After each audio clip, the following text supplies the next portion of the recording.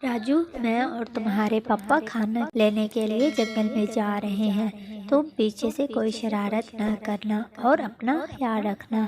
फिर वो दोनों चले जाते हैं। चिड़िया और तोता कौवे और कवि का इंतजार कर रहे होते हैं। कल्लू भैया, अब आप अपने बेटे को भी साथ लेकर आया करो, वो अब बड़ा हो गया है। चिड़िया बहन, आप तो जानती हो राजू हमारा इकलौता बेटा है और उससे हम बहुत प्यार करते हैं। मेरा तो दिल करता है मेरा बेटा हमेशा सुखी रहे। अगर ऐसा ही करोगी तो वो कैसे सीखेगा कि बाहर निकलकर अनाज कैसे ढूंढते हैं। वक्त सब सिखा देगा तोते भैया। फिर वो सब खाने की तलाश में निकल जाते हैं। शाम को कल्लू और रानी अपने बेटे के लिए उसका मनपसंद खाना लेकर आते हैं। राजू, देख तुम्हारी कैसे हर ख्वाहिश पूरी करते हैं। कहीं ये ना हो जब हम बूढ़े हो जाए तो तुम हमें छोड़ कर ही ना चले जाओ।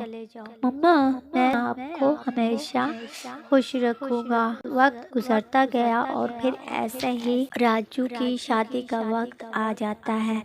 रानी बहन, वो एक ही बहन है और आपका राजू भी जवान है। अगर आप कहो तो मैं उनसे बात करती हूँ और आप उसको अपनी बहू बनाकर घर ले आए। वो बहुत खूबसूरत है। रानी चिड़िया की बात मान लेती है और इस तरह राजू की शादी हो जाती है। कुछ दिन तो ऐसे ही गुजर जाते हैं और फिर एक दिन राजू की दुल्हन राजू से कहती है, राजू जी, चिड़िया आंटी ने तो कहा था कि आपका अपना घर है, तो क्या ये घर मेरा नहीं है? पागल, ये घर तो तुम्हारे मम्मा पापा का है। मुझे तो अपना घर चाहिए जो मेरा अपना हो। तो फिर मैं क्या करूं? आप आज अपने मम्मा पापा से बात करना कि वो हमें अलग घर बना कर दें। अगर तुम ऐसा चाहती हो तो मैं आज ही मम्मा पापा से बात करूंगा।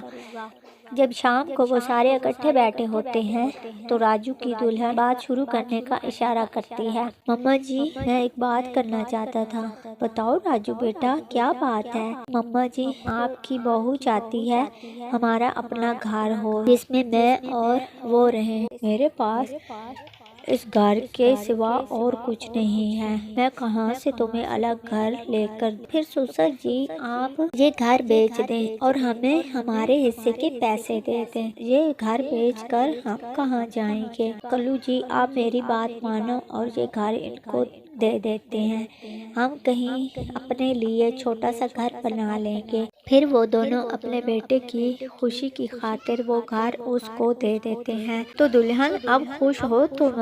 हाँ, बहुत खुश हूँ। तुम्हारी